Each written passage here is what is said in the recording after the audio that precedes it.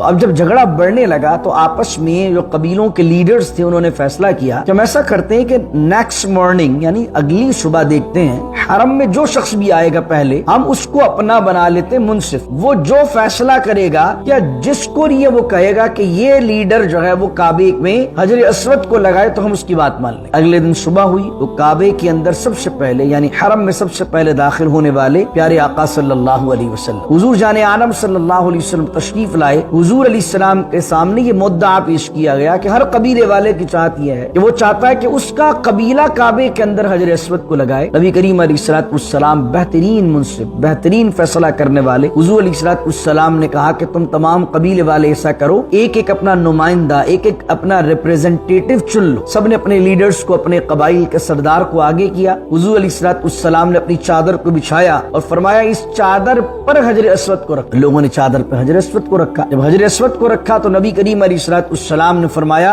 رب اشرح لی صدری ویسر لی امری واحلل عقدۃ من لسانی یفقهوا قولی اللهم صل علی سیدنا ومولانا محمد معدن الجود والکرم وآلہ وصحبہ وبارک وسلم وَإِذْ بَوَّأْنَا لِإِبْرَاهِيمَ مَكَانَ الْبَيْتِ أَلَّا تُشْرِكْ بِي شَيْئًا وَطَهِّرْ بَيْتِيَ لِلطَّائِفِينَ وَالْقَائِمِينَ وَالرُّكَّعِ السُّجُودِ صدق اللہ مولانا العظیم۔ سورہ حج کی ورس نمبر 26 ہے جس سے آج کے درس کا آغاز کر رہے ہیں، اور یہاں حج کے متعلق بیان ہے جس کی وجہ سے اس سورت کا نام سورہ حج ہے۔ اللہ کہہ رہا وَإِذْ بَوَّأْنَا لِإِبْرَاهِيمَ۔ بوّأْنَا کا معنی کیا ہوتا ہے؟ کوئی پرٹیکولر پلیس کے لیے نشاندہی کر دینا، انڈیکیٹ کر دینا کہ بھئی یہ فلاں مقام ہے، یا کسی کو رہنے کے لیے کوئی مکان بتا دینا، اس کے لیے لفظ استعمال ہوتا بوّأْنَا۔ تو اللہ کہہ رہا وَإِذْ بَوَّأْنَا لِإِبْرَاهِيمَ، ہم نے ابراہیم علیہ السلام کو ایک مکان بتا دیا۔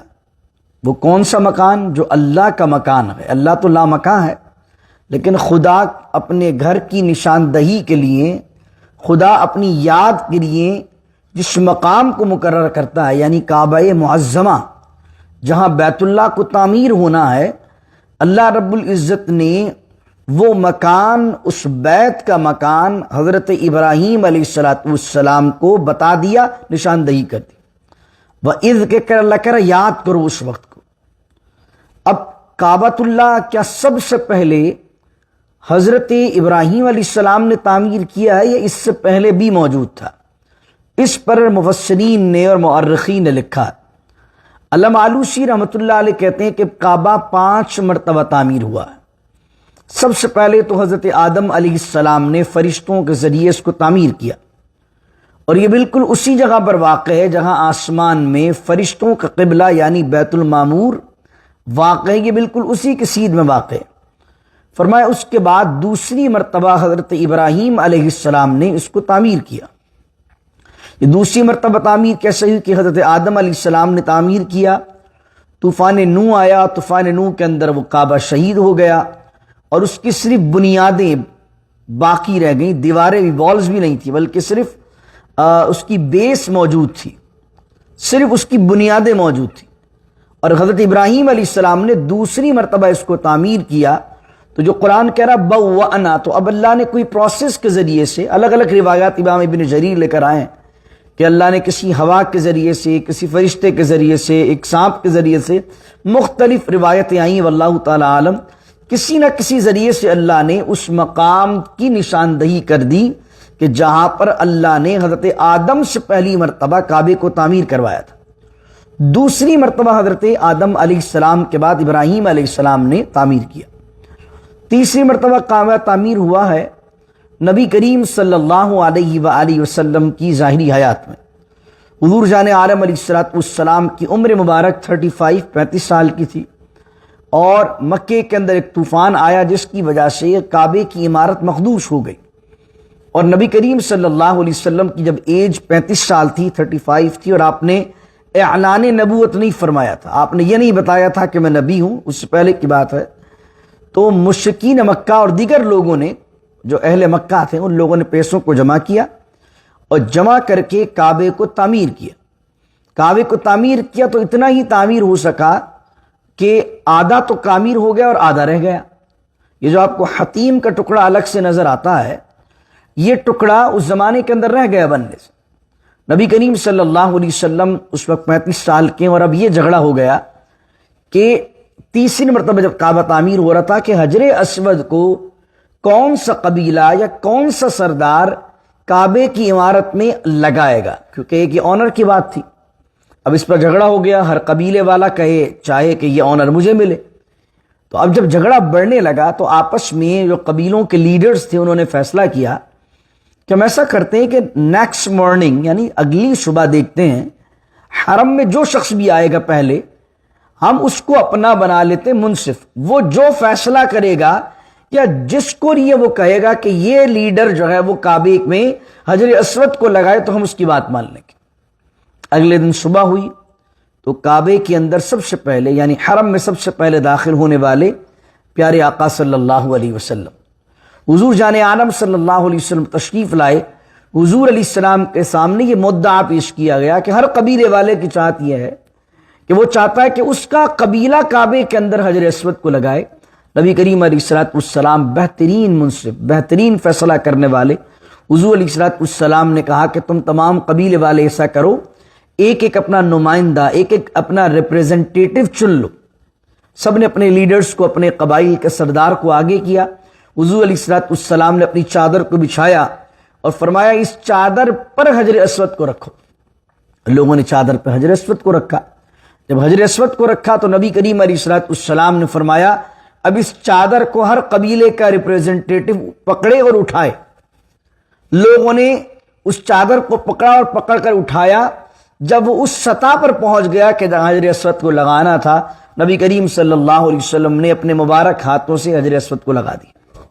سب کا حصہ مل گیا، سب کا رول آ گیا، سب خوش ہو گئے. اللہ اکبر. تو دوسری مرتبہ یہ تعمیر ہوا لیکن اس وقت ایسا تعمیر ہوا کہ آدھا رہ گیا اور آدھا حتیم کا حصہ خالی رہ گیا. چوتھی مرتبہ بنا عبداللہ بن زبیر رضی اللہ تعالی عنہ کی حکومت میں. نبی کریم علیہ السلام کے وصال کے بعد صدیق اکبر، عمر فاروق، عثمان غنی، مولا علی رضی اللہ عنہ، حضرت امیر معاویہ رضی اللہ عنہ، پھر حضرت امیر معاویہ کے بعد یزید لعین آیا اور اس کے بعد امام حسین کی شہادت ہوئی رضی اللہ عنہ.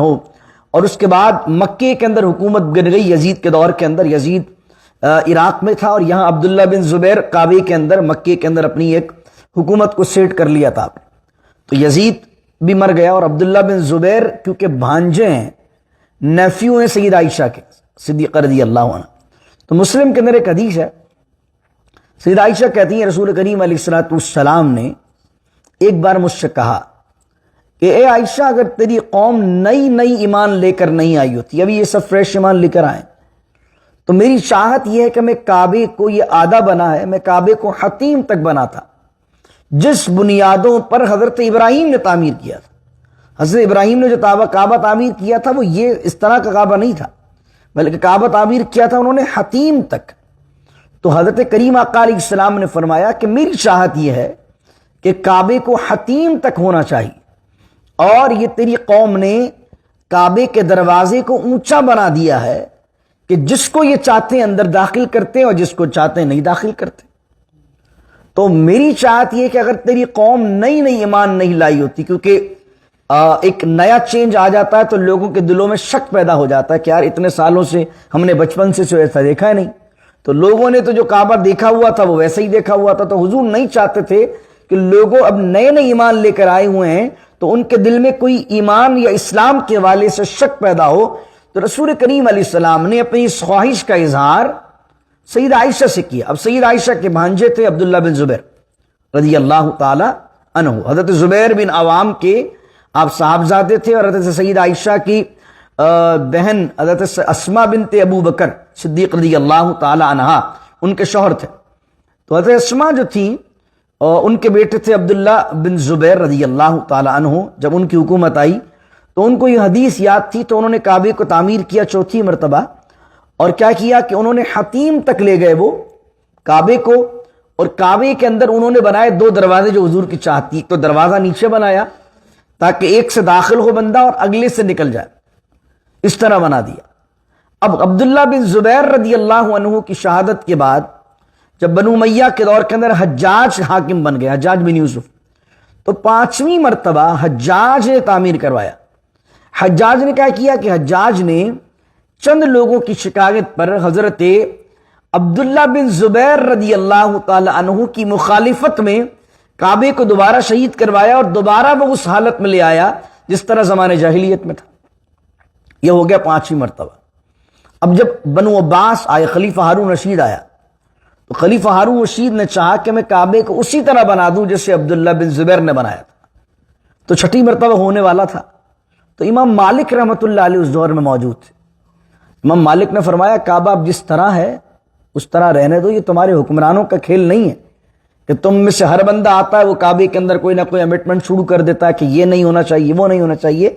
بار بار اس تعمیر کی وجہ سے اس کے جلال میں اور لوگوں کے دلوں میں جو اس کی تعظیم اور ہیبت ہے اس میں کمی آتی ہے۔ اب یہ جس طرح بنا ہوا ہے اس کو بنا رہنے دو۔ تو امام مالک رحمۃ اللہ علیہ نے بنو عباس کے اس خلیفہ کو منع کیا، تو اب جیسا حجاج نے بنایا ہوا تھا ویسے ہی موجود ہے۔ حالانکہ رسول اللہ کی چاہت کیا تھی؟ یہ جو آج سعودی جو ہے وہ سیڑھیاں لگاتے ہیں اور ہر ملک کے چور پولیٹیشنز کو اندر داخل کر دیتے ہیں، وہ بیچارہ نمازی باہر کھڑا ہوا ہے اور یہ چور سیاستدان اندر جا کے رکعتیں پڑھ رہے ہیں، اور پھر آ کے فخر سے ٹریو بتاتے ہیں الحمدللہ آپ کے بھائی نے جو ہے وہ 4 رکعتیں جو ہے وہ کعبے کے اندر پڑھی ہوئی ہیں۔ زمانے بھر کا پیسہ لوٹ لیا، زمانے بھر کا دغا بازی کی ہے، چوریاں کی ہیں، مکاریاں کی ہیں، وہ سیڑھی لگا کے جناب جا رہے ہیں اور ان کو کیپچر بھی کیا جا رہا ہے۔ حضور علیہ السلام کی تو خواہش یہ نہیں تھی، رسول کریم علیہ السلام تو یہ چاہتے ہی نہیں تھے کہ کعبے کا دروازہ اتنا اونچا ہو۔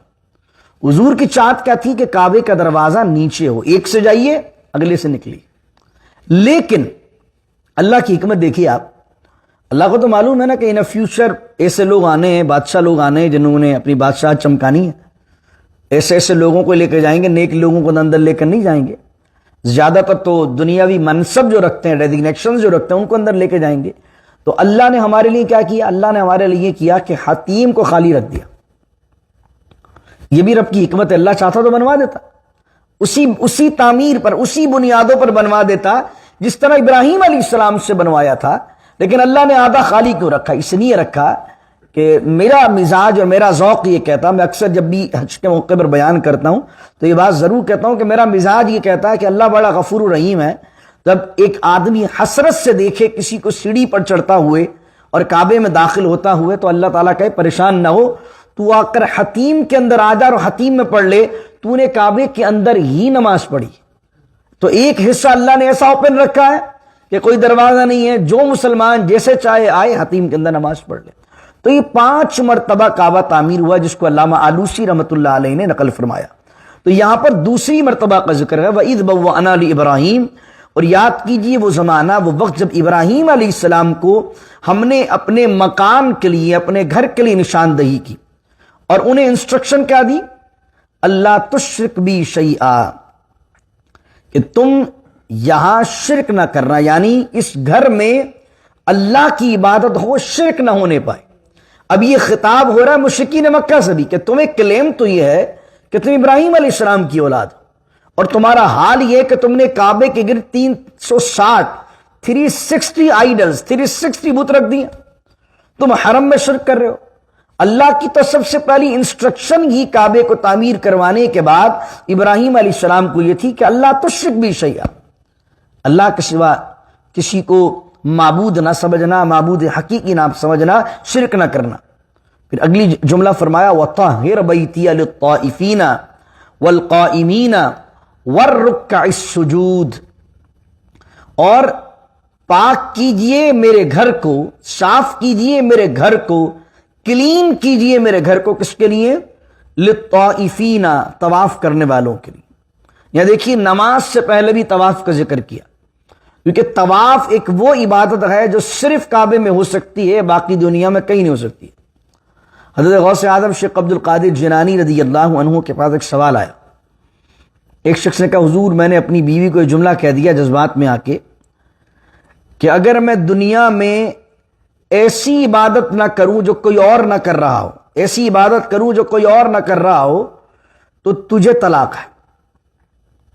اب جب جذبات ٹھنڈے ہوئے تو اس نے کہا یار اگر میں نماز پڑھوں گا تو نہ جانے دنیا میں کون کون نماز پڑھ رہا ہے، اگر میں نے روزہ رکھ لیا دنیا کے اندر نہ جانے کتنے لوگوں نے روزہ رکھا ہوگا، میں سجدہ کروں گا تو دنیا میں نہ جانے کتنے لوگ سجدہ کر رہے ہوں گے، تو کوئی عبادت ہے ہی نہیں ایسی کہ ایسا ہو کہ میں اکیلا کر رہا ہوں اور دوسرے نہ کر رہے ہوں۔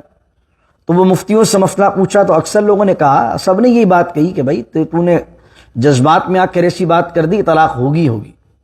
حضرت شیخ عبد القادر جیلانی حضور غوث اعظم رضی اللہ تعالیٰ عنہ کے بارے میں بارگاہ کے اندر یہ سوال آیا تو آپ نے فرمایا اس کا ایک ہی حل ہے، وہ حل یہ ہے کہ تو کعبہ جا، مکے جا، اور مکے کے اندر جو طواف ہے وہ طواف سب لوگوں کا رکوا دے، اکیلا تو چکر لگا لے کعبے کا۔ تو دنیا میں کعبہ بھی ایک ہے، اور تو اگر اکیلا چکر لگائے گا تو طواف کی عبادت تو دنیا میں اکیلا ہی کر رہا ہوگا، تیرے علاوہ کوئی نہیں کر رہا ہوگا، تو یہ ہیلا ہوگا تجھے طلاق سے بچانے کے لیے۔ تو یہ عقل اور یہ علم ہوتا ہے اور یہ حکمت ہوتی ہے بزرگوں کی کہ جن کو اللہ علم کا نور عطا فرماتا ہے۔ تو یہاں پہلا جو ذکر کیا وَطَهِّرْ بَيْتِيَ لِلطَّائِفِينَ، اور صاف کیجئے، پاک کیجئے میرے گھر کو، کلین کیجئے طواف کرنے والوں کے لیے، والقائمین، اور قیام کرنے والوں کے لیے، والرکع، اور رکوع کرنے والوں کے لیے، والسجود، اور سجدہ کرنے والوں کے لیے۔ اللہ تعالیٰ ابراہیم علیہ السلام کو اپنے گھر کو صاف کرنے کا حکم دے رہا۔ نبی کریم صلی اللہ علیہ وسلم ایک دفعہ مدینے سے باہر کہیں گئے ہوئے تھے کام سے، تو ایک عورت تھی کہ جو مسجد نبوی میں جو تنکے وغیرہ ہوتے تھے، مسجد نبوی کے اندر اگر کوئی کچرا پڑا ہوا ہوتا تھا تو وہ کیا کرتی تھی، مسجد نبوی کو کلین کرتی تھی۔ نبی کریم صلی اللہ علیہ وآلہ وسلم مدینہ شریف سے باہر تھے، اس کا انتقال ہو گیا۔ صحابہ کرام رضوان اللہ علیہ مجمعین نے حضور کی غیر موجودگی میں اس کا جنازہ پڑھا دیا۔ نبی کریم صلی اللہ علیہ وسلم جب تشریف لائے تو اس عورت کے بارے میں پوچھا، لوگوں نے کہا یا رسول اللہ آپ تھے نہیں تو ہم نے اس کا جنازہ پڑھا دیا، اس کا انتقال ہو گیا۔ تو حضور علیہ السلام نے فرمایا تم نے میرا انتظار کیوں نہیں کیا؟ اور حضور علیہ السلام اس کی قبر پر تشریف لے گئے اور تازہ تازہ اسے دفنایا تھا۔ بخاری شریف کے اندر روایت ہے حضور نے دوبارہ اس کی قبر پر نماز جنازہ پڑھی۔ دیکھیے مسجد کو صفائی رکھنے والے، تو اس لیے کسی بھی مسجد میں جائیے، ضروری نہیں ہے کہ خادم ہی آ کر صفائی کرے، آپ بھی صفائی کریں۔ پھر یہ وضو خانوں کے اندر جو آپ کھاتے پیتے ہیں یہ وہیں نہ تھوکیے۔ اور بعض اوقات کیا ہوتا ہے وضو خانے میں اسمیل آ رہی ہوتی ہے، جناب ڈسٹبین کیا اسمیل آ رہی ہوتی ہے، تو مسجدوں کو معطر رکھیے، صاف رکھیے اپنی ذات سے، چاہے وہ سگریٹ ہو کچھ بھی، اس کی وجہ سے مسجد کو بدبودار نہ کیجیے۔ مسجد کو صاف رکھنے کا حکم تو اللہ رب العزت نے ابراہیم علیہ السلام کو دیا ہے، اور مسجد کو کلین رکھنے کا اور خوشبودار رکھنے کا حکم جب اللہ اپنے نبیوں کو عطا فرما رہا ہے تو سوچئے مسجد کو صاف رکھنے کا اجر کتنا ہوگا۔ اللہ کو فرمایا وَأَذِّن فِي النَّاسِ بِالْحَجِّ يَأْتُوكَ رِجَالًا، اور پھر اللہ نے فرمایا اے ابراہیم اب یہ کرو وَأَذِّن فِي النَّاسِ، اعلان کر دو، اعلان کر دو لوگوں کے اندر، بالحج، کس چیز کا؟ حج کا۔ اب یہاں سوال یہ پیدا ہوتا ہے کہ ابھی تو کعبہ تعمیر ہوا، وہاں تو آبادی نہیں ہے، کس میں اعلان کریں گے؟ وہاں تو نیبرہڈ ہی کوئی نہیں ہے، کہاں اعلان کریں گے؟ تو یہاں پر امام طبری نے عبداللہ بن عباس سے روایت کی ہے کہ آپ نے پوچھا کہ اے اللہ میں کہاں اعلان کروں؟ تو ابراہیم علیہ السلام کو اللہ نے فرمایا اے ابراہیم تم اعلان کرو، پہنچانا ہمارا کام۔ عبداللہ بن عباس رضی اللہ تعالیٰ عنہما فرماتے، امام طبری نے لکھا، فرمایا جب ابراہیم علیہ السلام جبل ابو قبیس پر آئے، جبل ابو قبیس کدھر ہے؟ اللہ آپ کو مدینہ جانا نصیب فرمائے، مکے کی حاضری عطا فرمائے۔ جب آپ صلی اللہ علیہ وسلم صفا مروہ سے نکلتے ہیں نا، جب آپ نے صحیح کر لی پوری صفا مروہ، تو آپ کی جو صحیح ختم ہونی ہے 7ویں چکر میں وہ مروہ پہ ختم ہونی ہے۔ تو مروہ پہ آپ نکلیے، رائٹ پر ٹرن بنائیے، جیسے ہی رائٹ پر ٹرن بنائیں گے تو وہیں پر وہ مکان بھی موجود ہے جہاں رسول کریم علیہ السلام کی ولادت ہوئی ہے، اور وہاں پر جو پہاڑ آپ کو نظر آ رہا ہوگا اس کو کہتے ہیں جبل ابو قبیس۔ وہ پہاڑ وہی پہاڑ ہے جبل ابو قبیس جس پر ابراہیم علیہ السلام نے چڑھ کر حج کے لیے اعلان کیا تھا۔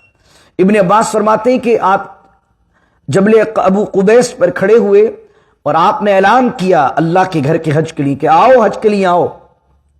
ابن عباس فرماتے ہیں اللہ نے آپ کی آواز کو عالم ارواح میں پہنچایا، اور جتنی ارواح موجود تھی وہاں پر جن کو اللہ نے آنے والے وقتوں میں حاجی بنانا تھا، انہوں نے عالم ارواح میں حضرت ابراہیم کی اذان پر، حضرت ابراہیم علیہ السلام کے اعلان پر کہا لبیک لبیک، ہم حاضر ہیں، ہم حاضر ہیں۔ تو جس نے عالم ارواح میں ابراہیم علیہ السلام کی پکار پر لبیک کہا ہے وہ حج کرے گا۔ وَأَذِّن فِي النَّاسِ، تو آپ اعلان کر دیجئے حج کا، یأتوک رجالا، فرمایا جب آپ اعلان کریں گے، بعض اوقات ٹینشن کیا ہوتی ہے؟ ٹینشن ہی ہوتی ہے نا، مسجد تو بنا لی، نمازی کیسے آئیں گے؟ تو اس طرح بیت اللہ بھی بنا لیا انہوں نے، اور دور دور تک آبادی نہیں ہے۔ تو اللہ کہہ رہا ہے کہ ابراہیم بنانا تمہارا کام ہے، بسانا ہمارا کام ہے۔ مسجد بنانے کا ارادہ آپ کرتے ہیں، باقی بساتا اللہ ہے۔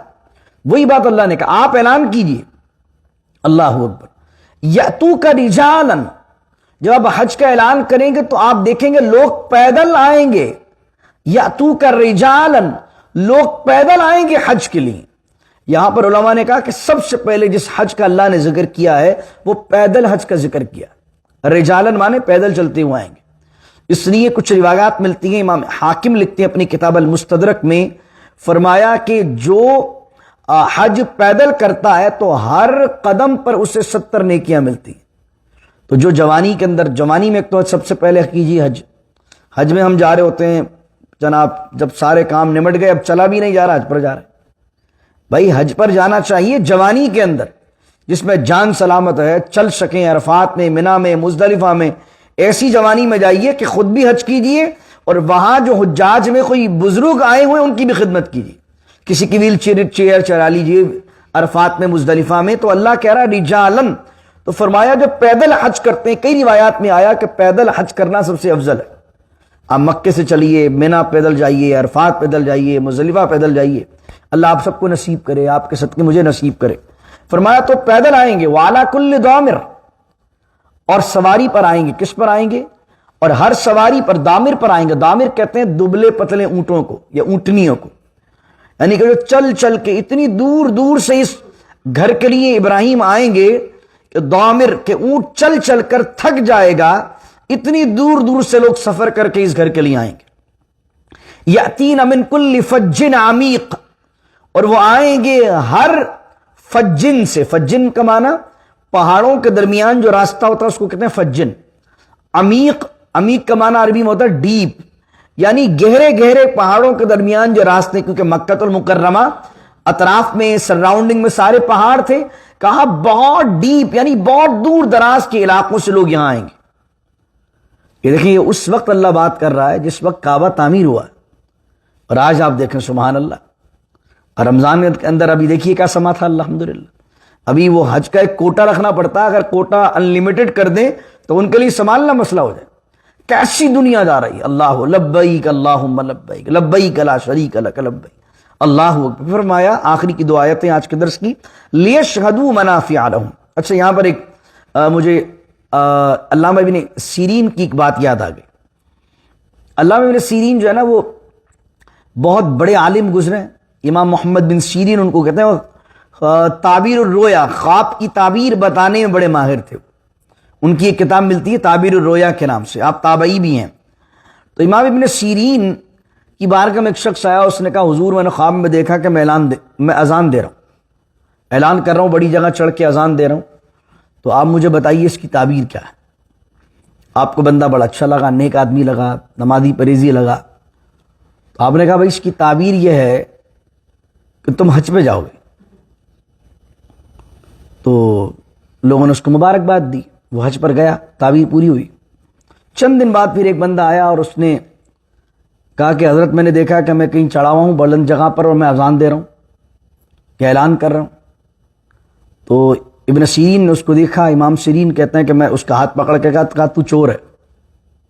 تو شاگردوں نے کہا کہ پہلے والا بندہ آیا تھا تو کہا تھا حج پہ جاؤ گے، دوسرا بندے کو ہاتھ پکڑ کے کہا کہ بھائی تو اذان دے رہا تھا تو چور ہے، تو دونوں کے اندر فرق کیوں آ گیا؟ تو آپ نے اس کا ہاتھ پکڑ کے کہا کہ تو بتا کہ تو ہے کہ نہیں ہے۔ اس بندے نے ایڈمٹ بھی کیا کہ میں چور ہوں۔ تو شاگردوں نے پوچھا حضور پہلے والے میں اور دوسرے والے میں فرق کیا؟ انہوں نے کہا جب پہلا شخص آیا تھا اس کے حلیے سے، اس کے کردار سے، اس کی گفتگو سے، اس کی شرافت سے پتہ چل رہا تھا کہ نیک آدمی ہے، تو اس کو دیکھ کے اور اس کا خواب سن کر مجھے یہ آیت یاد آئی، وَأَذِّن فِي النَّاسِ بِالْحَجِّ يَأْتُوكَ رِجَالًا وَعَلَى كُلِّ ضَامِرٍ۔ مجھے یہ قرآن کی آیت یاد آئی فوراً اس کی اذان سے، فوراً اس کے اعلان سے یہ آیت یاد آئی، تو میں نے کہا اس کی تعبیر یہی ہوگی کہ یہ حج پر جائے گا۔ یہ پورا ایک علم ہے، یہ ہر شخص بتا نہیں سکتا۔ امام سیرین اسی چیز کے بڑے ایکسپرٹ گزرے، اور کہ جب دوسرا بندہ آیا تو شکل سے بدماش لگ رہا تھا، دوسرا بندہ آیا تو شریر، دوسرا بندہ آیا کوئی کردار نہیں۔ تو جب اس نے اپنا خواب بیان کرنا شروع کیا کہ میں اذان دے رہا ہوں، اور میں اس کی کردار کو دیکھ رہا تھا، میں اس کی عادت کو دیکھ رہا تھا، میں اس کے اعتبار کو دیکھ رہا تھا، تو مجھے قرآن کی وہ آیت یاد آئی جس میں 13ویں سپارے میں سورہ یوسف کے اندر وہاں پر ہے کہ وَأَذَّنَ مُؤَذِّنٌ أَيَّتُهَا الْعِيرُ إِنَّكُمْ لَسَارِقُونَ۔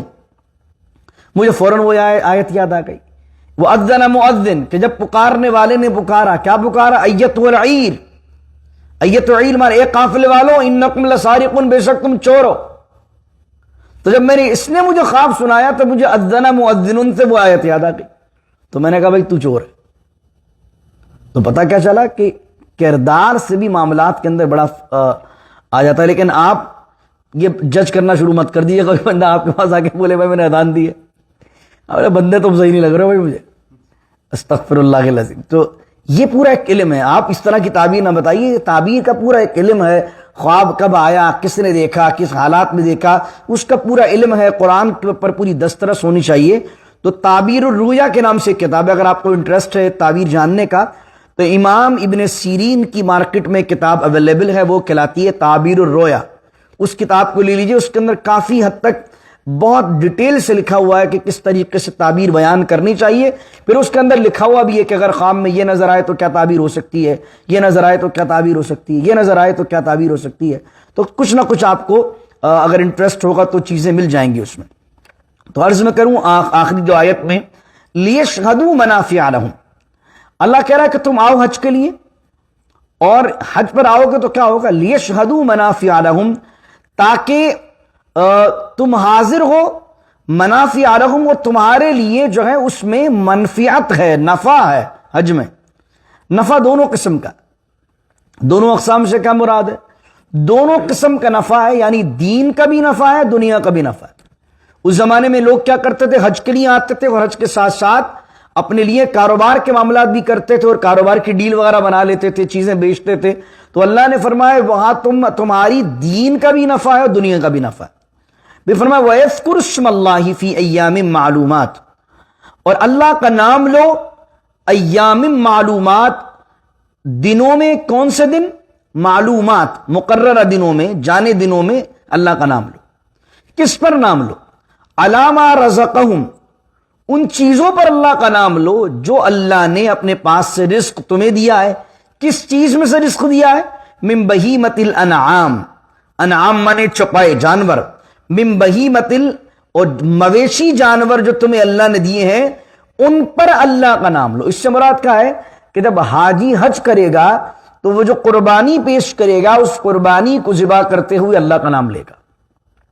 اب کون کون قربانی کرے گا؟ حج کی 3 قسمیں یاد رکھ لیجئے، اللہ ہم سب کو جنصیب فرمائے۔ ایک ہوتا ہے حج تمتع، ڈیٹیل میں نہیں جا رہا ہوں لیکن سرسری طور پر ذکر کر رہا ہوں۔ ایک ہوتا ہے حج افراد، اور ایک ہوتا ہے حج قران۔ حج تمتع کیا ہے؟ تمتع یہ ہے کہ آپ نے امریکہ سے گئے، ڈیلس سے گئے، اور آپ نے جا کر ڈائریکٹلی پہلے عمرہ کیا، عمرہ کرنے کے بعد احرام اتار دیا، 1 2 دن 4 دن تک رہے، اور جب حج کے دن آئے، 8ویں ذی الحجہ آئی، آپ نے دوبارہ حج کا احرام پہنا۔ تو کیا ہوا؟ آپ نے ایک سفر میں عمرہ بھی کیا ایک احرام سے، اور دوسرے احرام سے آپ نے کیا کیا؟ حج کیا۔ تو یہ عمرہ اور حج الگ الگ ہو گیا، اس کو کہتے ہیں حج تمتع۔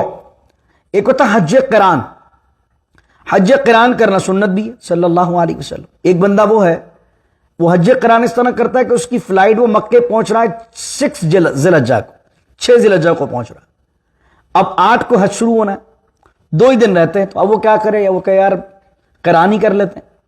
قران کیا ہوگا کہ ایک ہی احرام کی نیت کے اندر عمرہ بھی کرے گا اور اسی احرام کو کنٹینیو کرے گا حج کے لیے، تو اس کو کیا کہتے ہیں؟ حج قران تمتع۔ یہ حج قران بھی باہر والا کر سکتا ہے جو آؤٹ سائڈ دا مکہ رہ رہا ہے، اور حج تمتع بھی باہر والا کر سکتا ہے۔ ایک ہے حج افراد جو باہر والا نہیں کر سکتا، وہ مکے والا ہی کر سکتا ہے، وہ ہے حج افراد۔ حج افراد اس کو کہتے ہیں کہ آدمی عمرے کا احرام نہ باندھے، ڈائریکٹلی کس کا باندھے؟ حج کا احرام باندھے، اس کو کہتے ہیں حج افراد۔ تو حج تمتع والے پر اور حج قران والے پر، ان دونوں پر حج کے شکرانے پر، یعنی جو قران کر رہا وہ یہ کہے کہ اللہ تیرا شکر ہے کہ تو نے ایک احرام میں مجھے دو چیزیں کرنے کی توفیق بخشی، اور تمتع والا یہ کہے کہ اے اللہ تیرا شکر ہے کہ تو نے مجھے ایک سفر میں 2 عمرہ بھی کرنے کی اور حج کرنے کی توفیق بخشی، تو وہ شکرانے کے طور پر جو ہے وہ جانور ذبح کریں گے، اور یہ شکرانہ ہوگا حج کا، یہ قربانی سے ریلیٹ نہیں کرے گا۔ جیسے ایک آدمی ہے جو 15 دن سے زیادہ مکے میں رکا ہوا ہے، مسافر نہیں رہا، تو اب وہ اپنے وطن میں اپنی بقرعید کی قربانی الگ کرے گا اور حج کی قربانی الگ کرے گا۔ ایسا نہیں ہوگا کہ وہ کہے گا بھائی کیونکہ میں نے حج کی قربانی کر دی ہے تو اب میری جو پاکستان میں یا ہندوستان میں یا امریکہ میں جو بقرعید والی قربانی ہوتی ہے وہ قربانی سے میں فارغ ہو گیا۔ نہیں، وہ قربانی الگ ہے اور وہ قربانی الگ ہے، لیکن وہ جو بقرعید کی قربانی ہے وہ مسافر پر نہیں ہے۔ تو اگر 15 دن سے کم کی نیت ہے، آپ مسافر ہیں، تو آپ پر وہ قربانی لازم نہیں ہے۔ لیکن جو ہندوستان پاکستان سے گروپس جاتے ہیں وہ تو 40 دن کے لیے جاتے ہیں، یہاں تو مہنگا بھی بہت ہے اور کم دن بھی بہت کم ہے۔ امریکہ میں آپ جاتے بھی 8-10 دن کے لیے، اور مہنگا بھی بہت ہے۔ وہاں پاکستان ہندوستان سے جاتے ہیں 40 ڈیز کے لیے جاتے ہیں، تو وہاں کے لوگ کیا ہوتا ہے کہ مکے میں 20 دن کے لیے رکے ہوتے ہیں، 15 دن کے لیے رکے ہوتے ہیں پاکستان ہندوستان کے۔ تو اگر کوئی بندہ 15 دن کا اسٹے کیا ہوا ہے مکے کے اندر، تو اس حاجی پر کیا ہوگا؟ اس پر تمتع یا قران کی قربانی بھی واجب ہوگی، اور اس کے ساتھ ساتھ اس پر بقرعید کی قربانی بھی واجب ہوگی، چاہے وہ مکے میں کروا لے بقرعید والی یا اپنے وطن کے اندر کروا لے۔ تو فرمایا ان جانوروں کو معلومات کے دنوں میں کاٹنا۔ اب وہ معلومات کے دن کتنے ہیں؟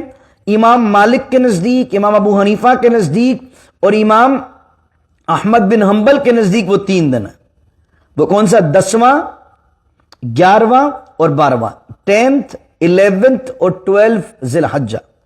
امام شافعی رحمۃ اللہ علیہ اکیلے ہیں اس میں جن کے نزدیک 13th بھی ہے، یعنی 4تھا دن بھی ہے جس میں قربانی کر سکتے ہیں۔ باقی تینوں ائمہ کے نزدیک جو ہے وہ جو 3 دن ہے 4تھا دن نہیں ہے۔ پھر فرمایا اب جب وہ قربانی تم نے کر لی حج والی، فَكُلُوا مِنْهَا، تو اس میں سے کھاؤ، وَأَطْعِمُوا الْبَائِسَ الْفَقِيرَ، اور پھر اس کو محتاج فقیر کو، مصیبت زدہ فقیر کو، باعث کا معنی ہوتا ہے وہ فقیر جو بہت پریشان حال ہے، تو اللہ کہہ رہا ہے اس قربانی کا جانور جو کہ تم نے حج پر قربانی کی ہے، تم کیا کرو؟ اس میں خود بھی کھاؤ اور فقیر کو بھی کھلاؤ، کیونکہ جو اہل مکہ تھے وہ یہ سمجھتے تھے ایک تو جانور وہ ذبح کرتے تھے غیر اللہ کے نام پر، تو اللہ نے کہا وَيَذْكُرُوا اسْمَ اللَّهِ، اللہ کے نام پر ذبح کرو۔ پھر فرمایا کسی بھی وقت نہیں، ایام معلومات میں ذبح کرو۔ اس کے بعد وہ کیا کرتے تھے؟ خود نہیں کھاتے تھے، وہ کہتے تھے یہ اس میں سے ہم کچھ نہیں کھا سکتے، تو اللہ نے فرمایا فَكُلُوا مِنْهَا، اس میں سے کھاؤ، وَأَطْعِمُوا الْبَائِسَ الْفَقِيرَ، اور مصیبت زدہ فقیر کو بھی دو۔ تو اگر آپ نے حج پر آپ گئے ہیں، آپ نے بکرے کاٹے ہیں، آپ نے گائے کاٹی، آپ نے اونٹ کاٹا، تو اگر آپ کچھ گوشت خود بھی لینا چاہ رہے ہیں تو آپ گوشت لے سکتے ہیں پکانے کے لیے۔ جیسے میں تحدیث نعمت کے لیے عرض کر رہا ہوں کہ جب اللہ نے ہمیں سعادت نصیب کی تو کم از کم میرے جو گروپ تھا میرا، اس میں ہم نے 65 کے قریب کی تھی قربانیاں۔ تو 65 اب یقیناً حج کے موقع پر سارے کے سارے بکرے کہاں لاتے ہم نے سارے بانٹ دیے بکرے، لیکن وہ ہمارے گروپ کے اندر ہماری ایک بہن تھیں، ایک ہمارے قافلے میں شامل تھیں، انہوں نے کہا مفتی صاحب آپ ایسا کیجئے گا کہ وہ سجیاں اور جو دستیاں جو ہوتی ہیں وہ آپ جو ہے نا 2-3 بکروں کی لے کے آئیے گا، میں بریانی بناؤں گی سب کے لیے۔ تو ہم نے کیا کیا کہ سارا گوشت بانٹ دیا، سارے بکرے بانٹ دیے، لیکن ایک بکرے کے ہم رانے وغیرہ گوشت وغیرہ لے کر آ گئے، اور لے کر آئے، ہم نے ان بہن کو دیا، اس بہن نے ہمارے پورے گروپ کے لیے بہترین بریانی بنائی، ہم سب نے مل کے کھائی۔ تو فَكُلُوا مِنْهَا، ہم نے خود بھی کھایا، وَأَطْعِمُوا الْبَائِسَ الْفَقِيرَ، فقیروں کو بھی دیا۔ تو ایسا آپ بھی کر سکتے ہیں کہ اگر حج، اللہ آپ سب کو حج پہ جانا نصیب کرے، آپ کے صدقے مجھے بھی ہر سال کا مسافر بنائے، تو اس طرح کیا جا سکتا ہے کہ اگر آپ حج کی قربانی میں کھانا چاہیں تو کھا سکتے ہیں۔ آخری بات، ثُمَّ لْيَقْضُوا تَفَثَهُمْ، اب جب قربانی ہو گئی ہے اب کیا کرنا ہے؟ قربانی کس دن کرنی ہے آپ کو؟ 10ویں ذی الحجہ کو۔ 10ویں ذی الحجہ کو آپ کو کیا کام کرنا ہے؟ جنہوں نے حج کیا ہوا معلوم ہوگا آپ کو کہ پہلا کام آپ کو کرنا ہے،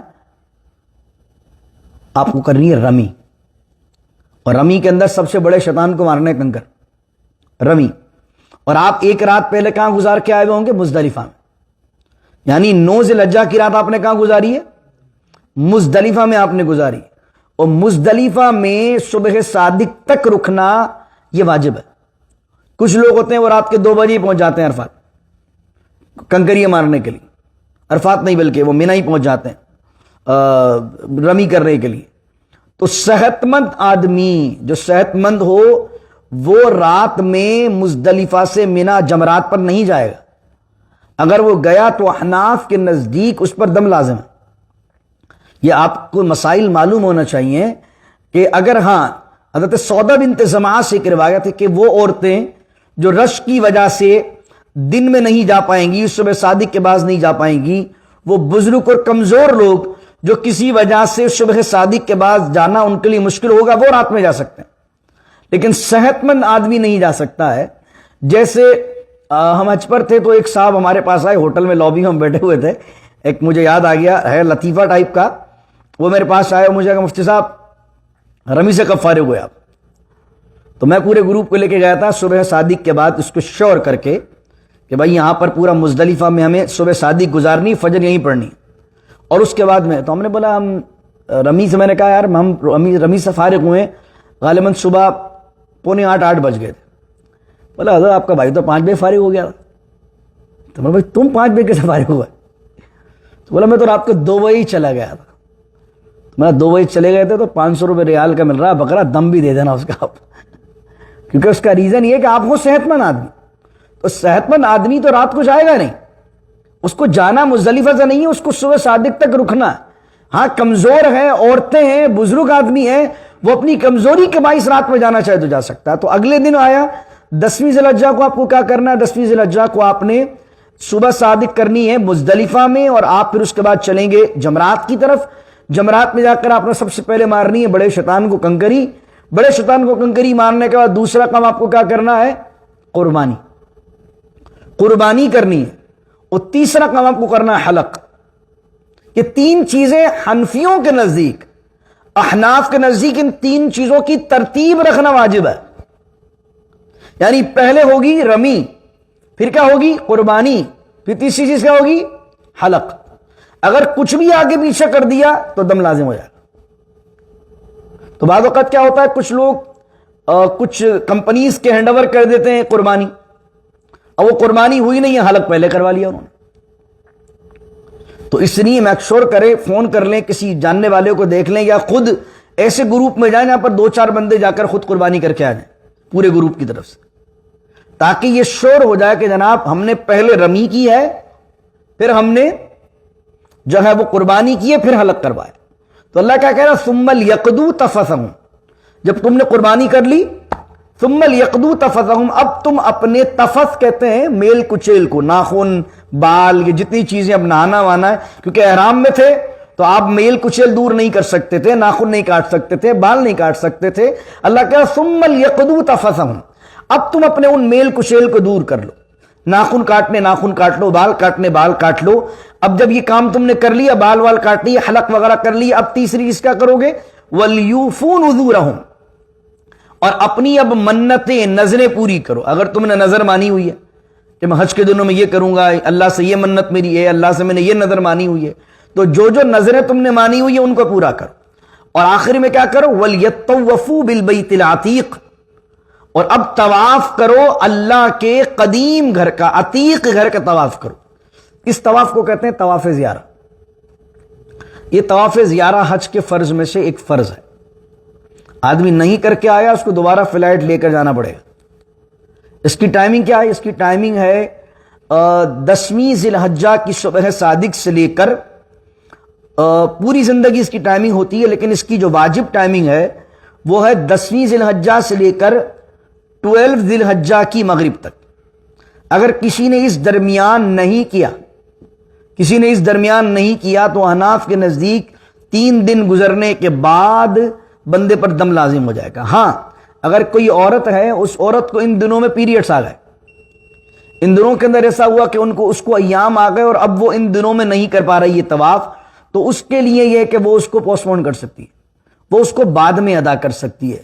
لیکن ایک آدمی کے لیے، ایک مرد کے لیے اس کے بعد کوئی مجبوری نہیں ہے، اس کو ان 3 دنوں کے اندر یہ طواف زیارہ کرنا ہے۔ تو ایک طواف قدوم ہوتا ہے جو سب سے پہلے جاتے ہی کرتا ہے، وہ کرنے والے افراد والے کرتے ہیں۔ ایک ہوتا ہے طواف زیارہ، طواف زیارہ فرض ہے جس کو قرآن کریم نے بیان کیا۔ ایک ہوتا ہے طواف وداع، جو حج کرنے والا جب حج کر کے آ رہا ہوتا ہے تو اس پر یہ واجب ہوتا ہے۔ تو طواف زیارہ کے اندر سعی بھی ہوتی ہے، جو صفا مروہ کی سعی ہے وہ بھی ہے۔ تو اگر کسی شخص نے حج شروع ہونے سے پہلے ہی سعی کر لی ہو، جسٹ اس نے سعی کر لی حج شروع ہونے سے پہلے، تو اب وہ آ کے 7 چکر لگائے، اس کا معاملہ ختم طواف زیارہ کا۔ لیکن اگر کسی نے حج شروع ہونے سے پہلے سعی نہیں کی ہے تو اس سے اب رمی کرنے کے بعد، قربانی کرنے کے بعد، حلق کرنے کے بعد 10ویں ذی الحجہ کو، 11ویں ذی الحجہ کو، 12ویں ذی الحجہ کو کسی بھی ٹائم جا کر طواف زیارہ کر لینا ہے، اور اب سعی بھی اس کے ساتھ کرنی اگر پہلے نہیں کی تھی۔ تو وَلْيَطَّوَّفُوا بِالْبَيْتِ الْعَتِيقِ نے یہ بیان کیا کہ اب وہ کیا کرے گا، میل وغیرہ چھڑانے کے بعد اللہ کے گھر کا طواف بھی کرے گا۔ اور یہ طواف زیارہ اس قرآن کی آیت سے علماء نے لکھا فرض ہے۔ دعا کیجئے اللہ رب العزت سے کہ اللہ تعالی ہمیں حج مقبول عطا کرے، حج مبرور عطا کرے، اور حج کے مسائل کو سیکھ کر جائیں۔ اچھا پیکیج لے کر چلے گئے، بہت اچھا لے لیا، میں نے 15,000 والا لے لیا مفتی صاحب، میں نے تو 16,000 والا پیکیج لے لیا، میں نے فلاں اس کا پیکیج لے لیا، مسائل ایک بھی نہیں آتے ہیں آدمی کو۔ تو کیا ہوگا کہ اچھے لگژری ہوٹلز تو مل جائیں گی آپ کو، لیکن وہ جو جس طرح حج ہونا چاہیے اس طرح آپ کر نہیں پائیں گے۔ اس لیے سیکھ کر جائیے کیا مسئلہ واجب ہے، کیا مسئلہ فرض ہے، کیا کہاں کیا کرنا ہے۔ تو اس کے لیے بہتر ہے کہ علماء کے ساتھ جائیے، اچھے لوگوں کے ساتھ جائیے، خیر والوں کے ساتھ جائیے، تاکہ وہ آپ کو وہاں ایک مقام پر گائیڈ کرتے رہیں۔ اللہ رب العزت ہم سب کی عبادات کو اپنی بارگاہ میں قبول فرمائے۔ بسم اللہ الرحمن الرحیم، الحمدللہ رب العالمین، والصلاة والسلام على اشرف الانبیاء والمرسلین، اللهم ارزقنا حجا مبرورا وسعیا مشکورا، اللهم ارزقنا زیارت الحرمین الشریفین زادهم اللہ شرفا وتعظیما، اللهم ارزقنا شہادة فی سبیلک واجعل لنا موتنا فی بلد حبیبک صلی اللہ علیہ وسلم، وصلی اللہ تعالی علی خیر خلقہ محمد وعلى آلہ وصحبہ اجمعین برحمتک یا ارحم الراحمین، لا الہ الا اللہ محمد الرسول۔